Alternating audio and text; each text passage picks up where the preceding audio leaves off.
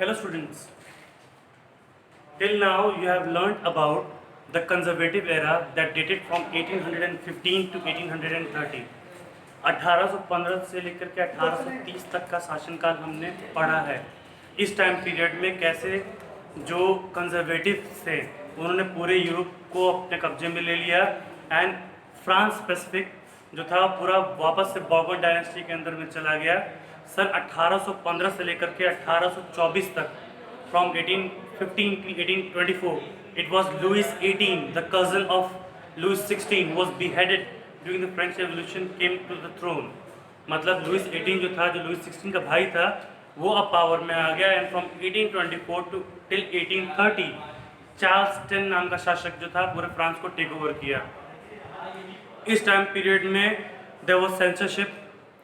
ये जो मोनार्किस्ट थे ये पूरा कंजर्वेटिव थे। they believed in preserving the old establishments like church, monarchy, property rights etc। ये वो लोग थे जो कंजर्वेटिव्स कहलाए। इन लोगों ने पुराने तौर तरीकों को थोड़ा बहुत अपनाया, बट थोड़ा सा नेपोलियन से इंस्पायर्ड होकर के न्यू टेक्निक्स लाए। That's why they were called the new conservatives. मैंने पहले ही पढ़ाया था कि जो रेवोल्यूशनरीज थे, लिबरल रेवोल्यूशनरीज, वो भागे नहीं थे। वो इस रिसेसिव गवर्नमेंट जो कि बहुत ज़्यादा सप्रेस कर रही थी उसके चलते वो लोग अंडरग्राउंड हो गए थे। अंडरग्राउंड होकर के बहुत सारा सीक्रेट सोसाइटीज़ फॉर्म कर रहे थे और नंबर ऑफ रेवोल्यूशनरीज को बढ़ा रहे थे। हर वो व्यक्ति जो भी कहीं ना कहीं राजा के शासन से प्रताड़ित था, कहीं ना कहीं परेशान था, वो अपने आप को एक रेवोल्यूशनरी मानने लगा और स्लोली जो लिबरल नेशनलिज्म कंसेप्ट है वो एक रेवोल्यूशन से जुड़ता गया। That means liberal nationalism was synonym for a revolutionization. Sorry.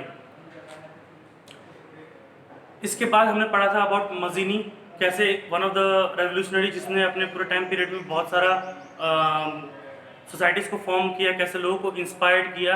Even Duke Metternich जो थे, जो कि ऑस्ट्रिया के चांसलर थे, in fact the monarch of Austria, उन्होंने ये भी कहा था मेटरनिक को कि he is the biggest enemy of a social order. अब 1830 पे क्या हुआ था वो हमको समझना है। 1815 से लेकर के 1830 तक जितने भी लिबरल रेवोल्यूशनरीज थे, they all were underground and they were slowly increasing in numbers, so that at a point when they get a chance they can start a revolution, and this happened in 1830। 1830 में you can find when you read your NCERT books, it's already mentioned कि during the time period of 1830 there were many revolutions across Europe। You will find revolutions in Belgium, you have the Belgium separating from the United Kingdom of Netherlands, you have lot of revolution everywhere, but the foremost सबसे important जो revolution था that was the July Revolution of 1830 in France, जो लोग देखना है अभी। After 1830 revolution हुआ था पूरे यूरोप में। सबसे पहला जो इम्पोर्टेंट रेवोल्यूशन था, जो लैंडमार्क था, that was the July revolution in 1830। हम जानते हैं कि इन 1815 in France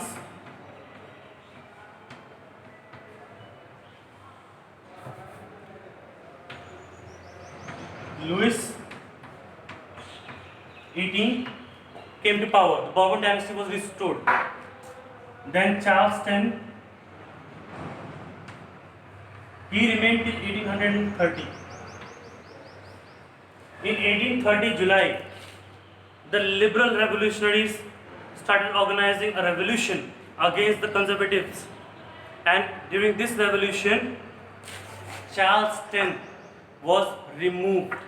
Charles tenth escaped और वापस से जो पॉलिटिकल ओवरटर्न हुआ, कंजर्वेटिव्स भाग गए and the liberal revolutionaries came to power. ये लिबरल रेवोल्यूशनरीज जो थे उन्होंने एक कंसेप्ट सामने लाया जो पहले भी आप फ्रेंच रेवोल्यूशन में पढ़ चुके हो, that is a concept of constitutional monarchism. एक संवैधानिक राजा जो होता है पुराने ज़माने में, उसका पावर का कोई लिमिट नहीं है, उसकी इच्छा पे ही है। हमने पढ़ा हुआ बहुत सारी कहानियों में भी देखा है कि राजा चाहे जो चाहे सो कर सकता है, बट एक संवैधानिक राजा जो है वो जो चाहे वो नहीं कर सकता। उसकी जो पावर है कहीं ना कहीं थोड़ी सीमित हो जाती है, कुछ लोगों में बढ़ जाती है। इसी को हम लोग कहते हैं कॉन्स्टिट्यूशनल मोनार्क, संवैधानिक राजा। और जो लिबरल रेवोल्यूशनरीज थे उन्होंने सन 1830 में चार्ल्स टन को हटा करके जो कंजर्वेटिव रूल था फ्रांस में उसको हटा करके एक लिबरल रेवोल्यूशनरी लीडर जिसका नाम था लुइस फिलिप उसको शासन की गद्दी पर बैठा दिया, जो कि कॉन्स्टिट्यूशनल मोनार्क था। ये जो जुलाई रेवोल्यूशन है ये कहीं ना कहीं was a very big benchmark. इससे लोगों ने बहुत ज़्यादा लोग प्रभावित हो गए। जैसा ड्यूक मेटरनिक ने एक बार और कहा था कि if France sneezes whole Europe will catch cold. उसको हिंदी में अगर मैं सिंपल भाषा में बात करूं कि अगर फ्रांस छींकता भी है तो पूरे यूरोप को जुकाम लग जाएगा। कहने का अर्थ ये है कि फ्रांस में थोड़ा सा भी चेंज हुआ, थोड़ा सा बदलाव हुआ, वो पूरे यूरोप को इंस्पायर कर देगा, जो कि हमको देखने को यहाँ क्लियर कट मिलता है। जुलाई का जो रेवोल्यूशन था फ्रांस में वो पूरे यूरोप को इंस्पायर कर दिया। पूरे यूरोप में दोबारा लिबरल रेवोल्यूशनरीज का दबदबा बढ़ना स्टार्ट हो गया। दे स्टार्टेड रिवॉल्टिंग एवरीवेयर। और सबसे इंपॉर्टेंट जो रिवॉल्ट था that was the revolt of the Greek war of independence in 1832, 1832 में। अब कुछ चीज़ समझिए, ग्रीक वॉर ऑफ इंडिपेंडेंस जो है, जैसे फ्रांस एक बहुत तगड़ा बेंचमार्क होता है यूरोपियन हिस्ट्री में नेशनलिज्म में, वैसे ही ग्रीक का भी कहीं ना कहीं बहुत अच्छा महत्व है। हर देश का अपना अपना एक कल्चरल सेंटर होता है। हमारा कल्चरल सेंटर जो, अगर हम इंडिया की बात करें तो इंडिया में कुछ पुरानी सिटीज़ हैं जिनके शायद से आप नाम सुने भी होंगे, नहीं भी सुने होंगे, पर समझा देता हूँ। काशी, कांची, अवंतिका, ये 3 नाम बहुत फेमस आता है जब भी हम इंडियन हिस्ट्री को पढ़ते हैं। Kashi, Varanasi still there, it is one of the oldest cities of the world. हमारे सिविलाइजेशन में सबसे पुराना सिटी है जो वाराणसी है। सिमिलरली यूरोप का जो सिविलाइजेशन है, यूरोप का जो समाज है, यूरोप का जो पूरा रहन सहन है, वो कहीं ना कहीं ग्रीक से उठा है। आप कभी कभार हॉलीवुड मूवीज़ देखते होगे या कभी कभार गेम्स खेलते होगे, you find a big big names like Zeus, आपको नाम मिलता होगा lot of Greek gods name. तो ये सब कहीं ना कहीं they all are can inspired from the Greeks. इसी से पूरा यूरोपियन कल्चर डेवलप हुआ है और ग्रीक का इंडिपेंडेंट होना बहुत ज़रूरी है। अब थोड़ा ग्रीक के बारे में हम पढ़ते हैं।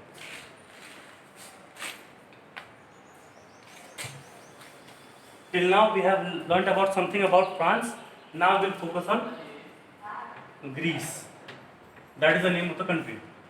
ठीक है? ग्रीस को सन 15th सेंचुरी में,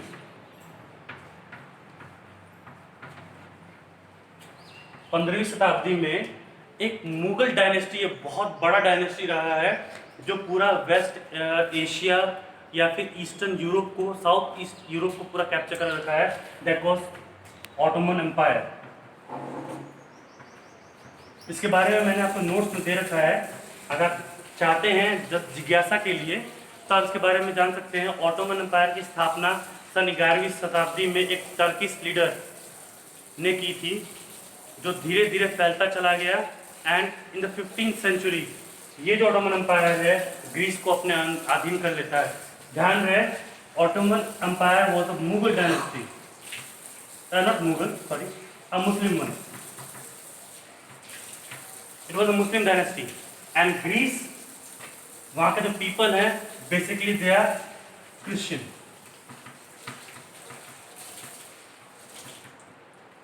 जहाँ तक क्रिश्चियंस है, that mean these Christians was somewhere और the other ruled by the Muslims. And उस समय डिमांड चला कि जो ग्रीस है उसका इंडिपेंडेंट होना बहुत जरूरी है, because Greece is the cradle of European civilisation.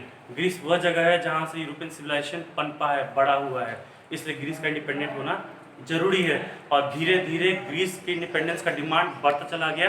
And it started in the year 1821 यहाँ से रिवॉल्ट होना स्टार्ट हुआ।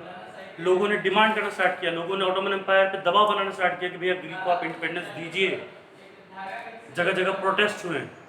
ना सिर्फ वो लोग जो ग्रीस में रह रहे हैं उन्होंने ही रिवॉल्ट किया, बल्कि उन ग्रीक्स ने भी, जैसे हम इंडिया इंडियन वैसे ग्रीक्स, उन ग्रीक्स ने भी रिवॉल्ट किया जो कि ऑलरेडी बिफोर स्ट्रगल उनको एग्जाइल में भेज दिया गया था, जिनको देश निकाला दे दिया गया था। वो ग्रीक्स भी कहीं ना कहीं रिवॉल्ट कर रहे थे, वो ऑटोमन एम्पायर पर प्रेशर कर रहे थे। मैंने अभी क्या बताया, जो ग्रीक के लोग थे जो कि अभी रह रहे थे ग्रीस में, उन्होंने रिवॉल्ट किया। ग्रीक जो कि देश निकाला, ऑलरेडी उनको एग्जाइल मिल चुका था, उन्होंने रिवॉल्ट किया। इसके अलावा बहुत सारे पोएट्स, बहुत सारे राइटर्स, उन्होंने दबाव बनाना स्टार्ट किया। ध्यान रहिए, पोएट्स और राइटर्स का अपना एक महत्व है।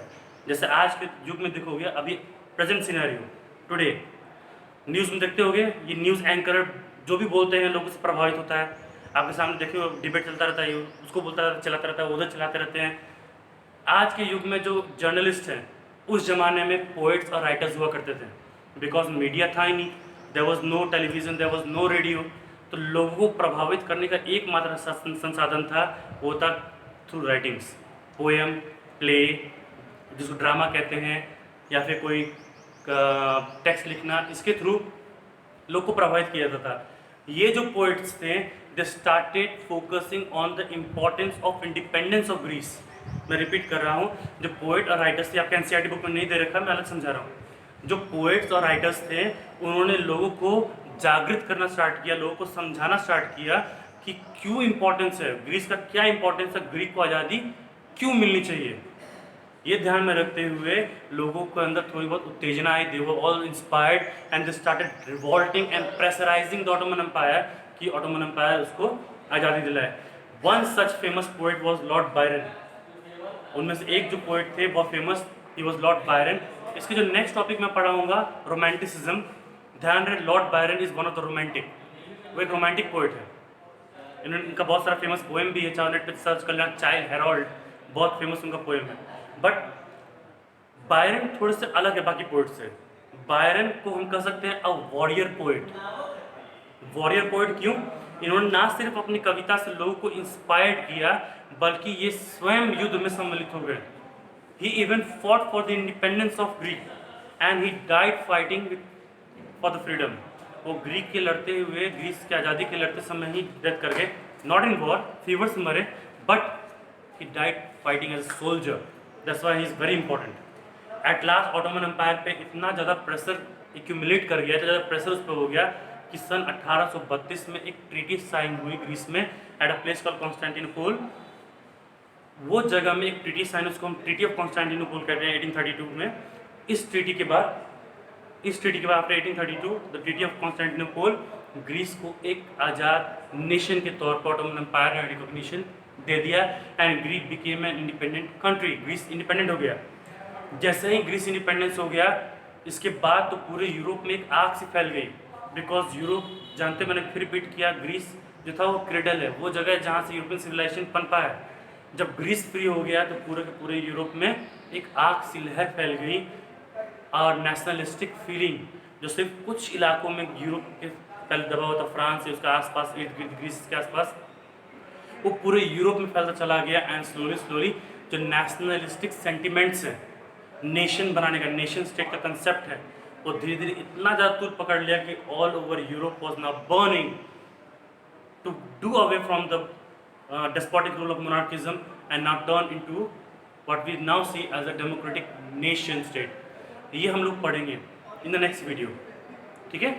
Till then I am just making you very much clear, जो आपके बुक NCERT बुक में दे रखा है उसको लाइन बाय लाइन पढ़िए, try to read between the lines। अगर कोई वर्ड आपको बहुत इंपॉर्टेंट लग रहा है, underline that word, text me, I will clear your doubts।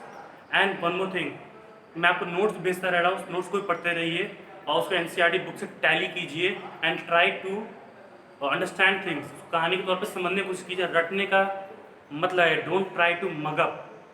Mugging is a very bad habit, वो आपको एसएसटी में हेल्प नहीं करेगा, स्पेशली इन हिस्ट्री वो हेल्प नहीं करेगा।